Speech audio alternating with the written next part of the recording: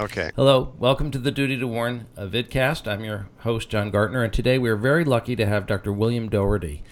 He's a professor of family social science at the University of Minnesota, and he's a licensed psychologist and family therapist. But the reason we're talking to him today is he is the founder of a very important movement in this country, the Citizens Therapist for Democracy. Much like our own group, Duty to Warn, you've really been a mass grassroots movement of people who have been concerned about Donald Trump.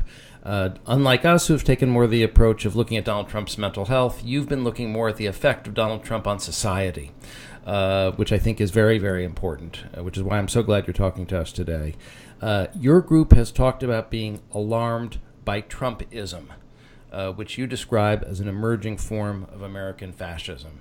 Can you explain to us what Trumpism is and how it is a form of emerging fascism that we should be concerned about? Yeah, so I see Trumpism as a cult of the strong man who is going to take care of all of our problems.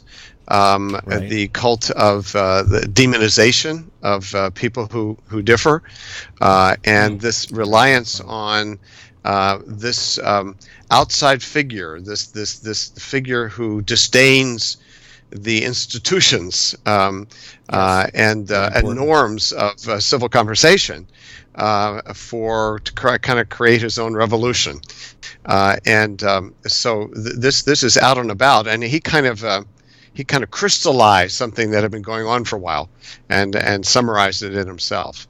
So that's how I think of Trumpism. And as you said, the after the election, what I did and Citizen Therapists for Democracy did was to pivot towards ways that we can try to prevent more tearing of the social fabric in our country related to Trump and Trumpism.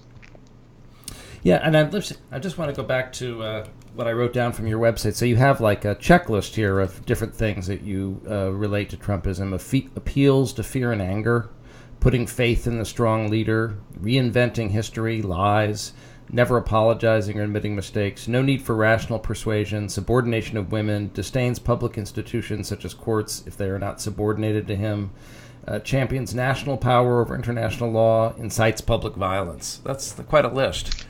Yeah. And of course, I wrote that before the election, and I still wake up some mornings thinking it hasn't happened. So the question is, what do we do now? Is the question. Well, also you talk, before we get to what to do about it, you talk about the effects of Trumpism, which is a very important second category. Can you tell us what you see as the effects of Trumpism in our society? Yeah, at the level of everyday life, there is this normalizing of degrading talk, of demonization of others.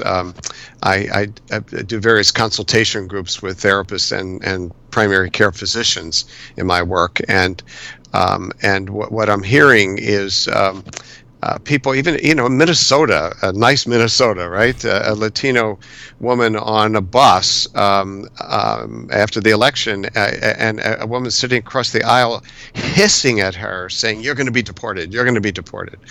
Yeah. So there is this permission for animosities, for in-group, out-group animosities to come to the fore. So that's one thing. Another that I'm seeing that's really troubling is the divisions within families, dividing up. And here's where anti-Trump people can be as mean-spirited as pro-Trump people. I saw some figures recently that not wanting your child to marry somebody of the other political party now is more prominent than marrying across race. So just think about our history with race. I can see that. Yeah. So there is this sort of whatever meanness and disparagingness and bias that we sort of try to keep in check in a pluralistic society is now there's permission for it to be out there. It's sort of dissolving. In some ways, you're describing a process of sort of dissolving our social fabric. Yeah, and it shows you how tender it is. That's some of what I just realized. Historical comparisons are always tricky, but I think of when Yugoslavia broke up, and people had lived, Serbians and the Croats, and they had lived together for centuries in relative peace, and then you have this social upheaval, and you have a demagogic leader, Milosevic, coming along, and you just stir these things up, and so that's what I see going on in our country. Yeah, we don't really realize how fragile our body politic and our democracy is. We could have taken that for granted until we start to realize how quickly things can unravel. It's frightening, and I agree that now more than ever in my lifetime, people have taken Donald Trump's election to be a triumph against people and forces that they see as anti-American. Our guy is there, from that perspective, and the alt-right, the ultra-nationalists, the KKK. I mean, these folks see this as their moment. They see it. Time has come. Yeah, that is really scary. And when you talk about the emerging of an American form of fascism, you're really talking about a threat to democracy itself. Yes, this is in some ways what's most troubling of all to me about Trump is his disdain for our institutions, for the courts, for the Congress, for the press, the checks and balances in our system, that he's really trying to be president as if he is the owner, CEO of a company. Yeah.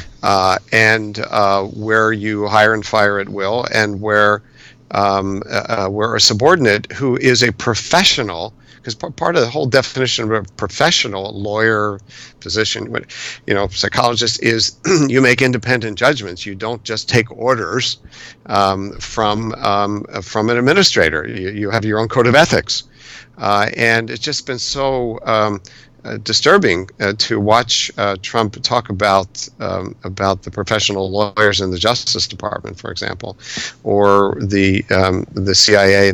I mean, these folks. There is a kind of in a democracy, there is a boundary around professions like journalism, like law, and so on, police. There's a boundary around those that the elected leaders respect. They must respect. And there is no respect for that, and then it's deeply concerning to me when the 85% of the people who voted for him don't seem to be alarmed by that. This is a different issue than policies. This is a different issue than where do we go with healthcare? Yeah. It's much more fundamental than that, and I just hope that we don't have too much of a dissolution of these boundaries that keep a democracy together, that we can get it back.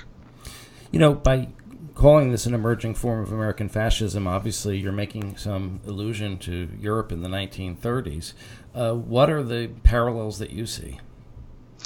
Well, there was a sense of victimization that fueled the rise of fascism in Europe. The Treaty of Versailles, the way that Germany it was unfairly treated after that, and then of course the economic dislocations that occurred after that, the hyperinflation, followed by the Great Depression in so much of the world in the 1930s. So tremendous social dislocation, a sense of victimization, a sense that the average person was getting the shaft, and some of those factors are present in the contemporary U.S. and in Europe, with the greatest immigration since the early 20th century, and this it's easy for many of us who are liberals to to downplay just how hard that is. Mass immigration is hard on all societies. We are hunter-gatherers in terms of our brains, and we can overcome our innate kind of xenophobia, but it's not easy. And so mass immigration, and then the other factors that you and listeners know about, the decline in working class jobs, and just look what the opioid epidemic has brought. There's more family fragmentation, and so there's dislocation and a sense among particularly working class whites that the government, the liberal governments, the democratic governments, have been sponsoring less deserving minorities ahead of them in line. Okay, so I'm going backwards, in my group, my ethnic group, my social class group, and then it looks like other groups are moving ahead of me, sponsored by these liberals. Okay, so this kind of festering sense of victimization, and then you have a demagogue come along who oversimplifies, who names these things, who creates clear enemies, who says the actual issues are simple to solve. They're simple to solve. And trust me. And so anyway, so those are some of the factors that were present in Europe during the rise of fascism. Right. And so getting back to what to do about it, why do you think therapists need to speak out? Well, I think what Donald Trump and Trumpism helped me understand is the connection between therapy and democracy. That was never part of my training, okay? No. Mental health professionals, right? But if you think of democracy, as I do, as collective agency, we the people taking responsibility to solve our problems together, to elect our leaders, to hold them accountable, but even in our own communities, to look at our schools, to look at our neighborhoods, and say, how can we collectively build a life together and solve problems? That's ultimately what democracy is about, not just an electoral system. And what therapy promotes is personal efficacy, personal agency, if you will, the ability of people to take a perspective on their lives and to act in their lives on their own behalf and the behalf of their loved ones. And so if you want to think of then part of the heart of therapy is sense of agency, and democracy is about collective agency. When a democracy is threatened or doesn't exist, it's very hard to practice good therapy. I've trained students who return home to anti-democratic nations. Right. And a former student who returned to Vietnam, and she has to be very careful about in her group therapy what people talk about. She works with young people who want to speak out, and she has to help them monitor what they say. She described the place to doing a youth group. She did it in the woods, in the forest, away from microphones and so on. And so there's the limits to the practice of therapy, if you will, in when there's a threat to a democracy. And then on the other hand, therapy can be viewed as an engine of democracy for people to have a sense of personal agency, because if you don't have people with personal agency, there's no collective agency. So a threat to democracy is a threat to our clients, our patients, but it's also a threat to our profession. And it seems that part of this collective action you're talking about is that it's important for therapists to collectively speak out against Trumpism. I think in this way, Duty to Warn and your organization, that's really what we have in common, I think, is this feeling that we need to take some collective action in delivering the message that this is not healthy, this is not acceptable. So can you say something about that, the importance of us working collectively to send the message? Yeah. So yeah, and so let me say the angle on this that I'm taking, and Citizen Therapists for Democracy are taking. We need a rainbow of approaches here, okay? And so the particular color or colors that Citizen Therapists for Democracy is taking is the threat to our democracy around polarization in local communities, where people have absorbed the stereotyping of the other, have a tendency to then demonize the other. And so what we've done is create community dialogues, we call them red-blue dialogues, in which we bring Trump supporters and Trump opponents together in structured exercises, the goals of which are to better understand differences beyond stereotypes and to see if there are commonalities. And this is working. We have a weekend intensive version of this that's really been quite transformative for some people who have then gone ahead and formed their own chapters of an organization called Better Angels. So Citizen Therapists for Democracy is working with a group called Better Angels out of New York, which is devoted to depolarizing America. So and so out of these weekends, some people have formed chapters of that, red and blues together, saying what can we work on together. For example, the Southwest Ohio, the first chapter, they're working on two issues that they agree on. One is gerrymandering, and the other is paid parental leave. Okay, and then locally here in Minnesota, I've been doing brief versions, like an evening version of these red-blue dialogues. And what's happening is people are seeing that they've been sold a bill of goods about their neighbors. Okay, so I've heard Trump people say these Democrats, they actually love America. Okay, and imagine that. And it's an invitation. So one of the questions we ask each side is, what are your reservations or concerns about Trump, if you're a Trump supporter, or about the liberal Democratic side, if you're, a Hillary supporter? And it gives people a chance to self-critique. So a number of the Trump people are concerned about his temperament. A young man in a group just on Monday night, a high school student, said that the way Trump speaks to and about foreign leaders and people in other countries is very disturbing to him. Now, he's still a Trump supporter. I mean, he's an economic conservative and he's pro-life and so on. And so what's happening in these dialogues and is that people stereotype and demonize each other. So this is working at a grassroots level about the fabric of our democracy, and it's taking off. I did a Minnesota Public Radio, a national public radio show on this in their Indivisible series, based on the Ohio dialogues, and we had people from 40 towns and cities around the country contact us and say, could you sponsor dialogues in this community? In our community. So July 4th, we are launching a Better Angels bus tour from Ohio back to East. Great. And then in September, we're going to do one from Minnesota down to Montgomery, Alabama. Fantastic. Oh, wow. Where your own Freedom Summer here. Together. That's right. I've always wanted to be on a rock band. I never made that, so we're gonna be on a bus. I was thinking of Martin Luther King and the Freedom Summer. There we they go. Came down to Montgomery on a bus.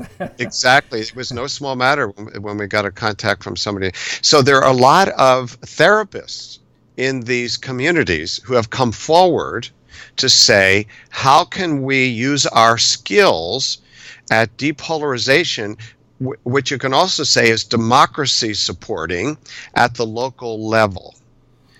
So that's the angle that right. We are most taking at this point. So you're trying to fight the demonization and the scapegoating and the polarization and the things that are pulling us apart, and trying to bring us back together as human beings.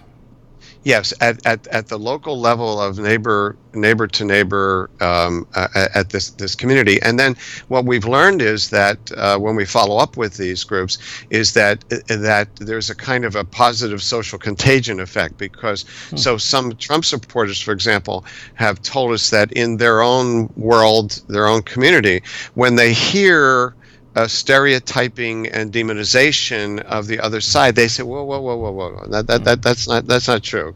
There are a lot of people on the other side who are very thoughtful, and the same thing goes the other way.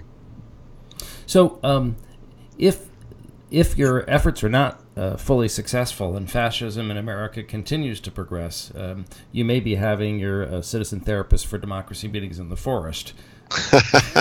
Yeah. I'm actually more hopeful now that will not occur. That I think that Trump will not become a fascist dictator. I do believe our institutions are still strong enough. I am more worried about the long-term consequences for our social fabric. And then I am worried that Donald Trump will lose an election and call out the military to arrest the person who defeated him. I think that our institutions are strong enough to prevent the worst of that, but the threat to our ability to deal with each other as people across differences, I see that as the greater, longer-term threat. Well, I appreciate your optimism. This is 2 days after Ossoff lost the election, so a lot of us are very depressed and discouraged. Yes, yes, I understand. I think your note of optimism and your community building is a bright light that we can look forward to. So, thank you for your work. My pleasure, and I'm honored to be part of this effort. Yes, and thank you for talking to me today for our vidcast. I appreciate your taking the time. Right. Anyway, Glad to. Good talking to you. Thanks again. Good talking to you. Okay, bye-bye.